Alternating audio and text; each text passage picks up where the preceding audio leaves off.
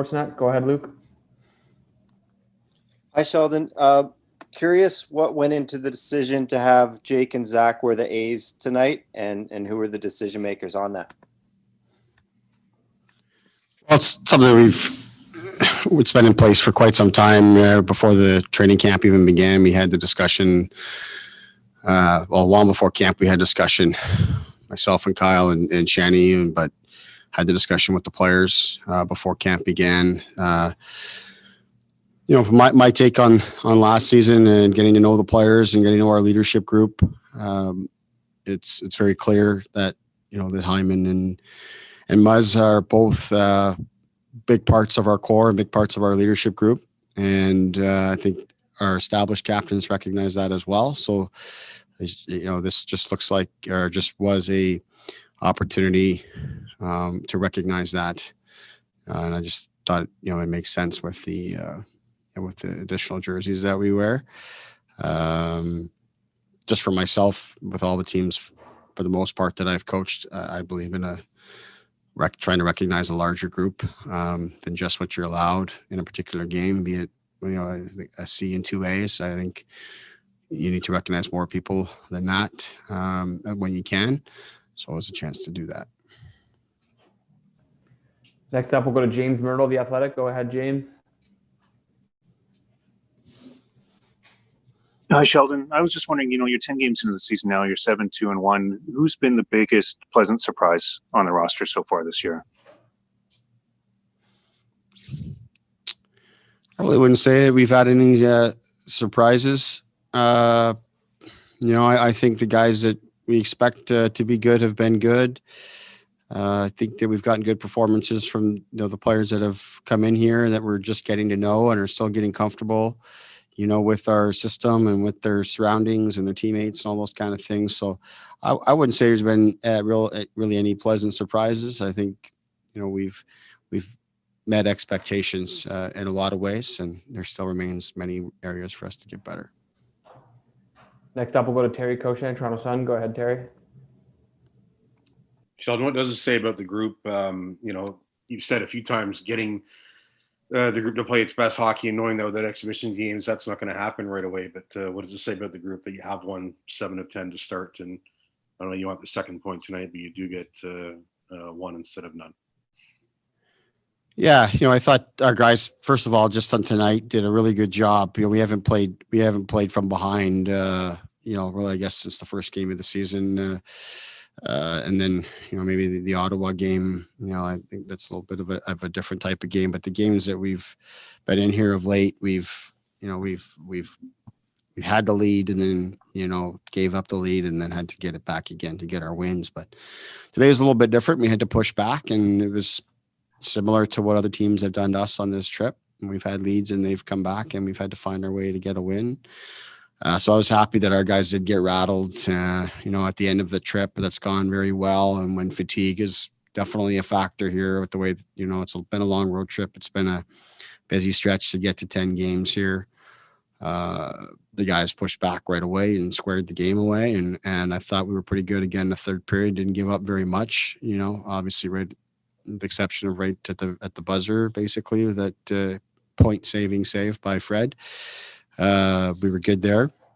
Then the overtime is what it is, right? We miss our breakaway, and then they come down and score on their 2-on-1. That's sort of the way overtimes go. But in relation to the 10 games, we obviously feel really good about the results that we've gotten.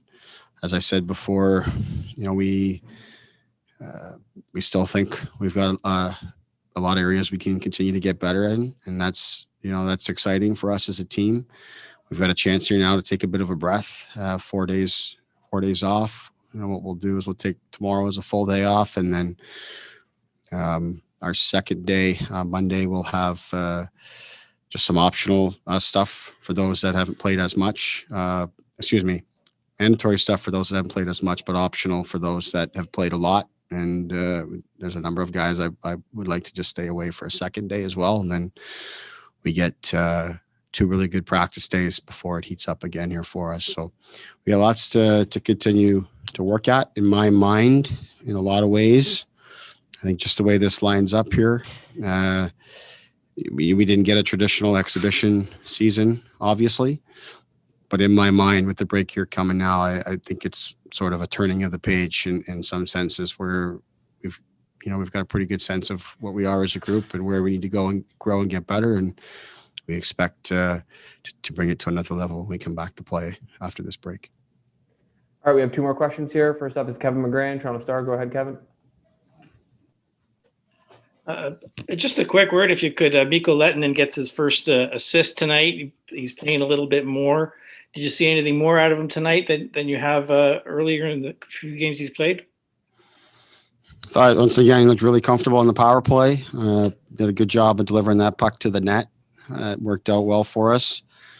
I think at 5-on-5, again, it's tough to find them much rhythm here playing on the road, and they're doing their best to get favorable matchups, and they're looking for it, and you're trying to protect them and keep them away from 2 of the best players in the world. Makes it hard to find much rhythm there, but I think he's still doesn't look comfortable out there. So we've put him in 2 of the last 3 games here and give him that opportunity, and now we have a break, and we'll continue to work with him on some areas of development where we'd like to see him really get better. Now that we've got lots of examples and film of him playing in the NHL and where we think he can get better, and we're hoping and expecting for continued progress there. I think it's important to point out one thing just in regards to Travis Dermott, though. I think that he's for me, he's a guy that hasn't deserved to sit out and have to come out of the lineup. But much like with some of the rotations we've had on the 4th line here, the only way to get people in is to take people out. We've actually very, very encouraged with Dermott's game. He's really done everything that we've asked of him, and lots of positive things about his game. So we shouldn't be reading anything into him coming out other than the fact that we're just trying to create opportunity for Mikko to show what he can do. Last question here goes to Mark Masters, TSN. Go ahead, Mark. Sheldon, what are the areas of growth and improvement you'll be looking for from the team coming out of this break? Yeah, I think one of the big things would be for us just to get really comfortable in playing with leads and having a good process in place that can allow us to take care of that lead, but push on more on the offensive side of it. And when I say that, that's doing it responsibly, spending more time in the offensive zone in general through games. I think we need to find ways to control play a little bit better and generate more shots and more opportunities offensively. So that's part of it. The whole situational awareness piece with playing with a lead and being responsible with the puck, those areas. And then it's just details all over the ice, continuing to clean those type of things up. So having back-to-back practice days now for the first time since we've broke camp, will be a good opportunity for us to do that. Great. Thanks, Sheldon. Thanks.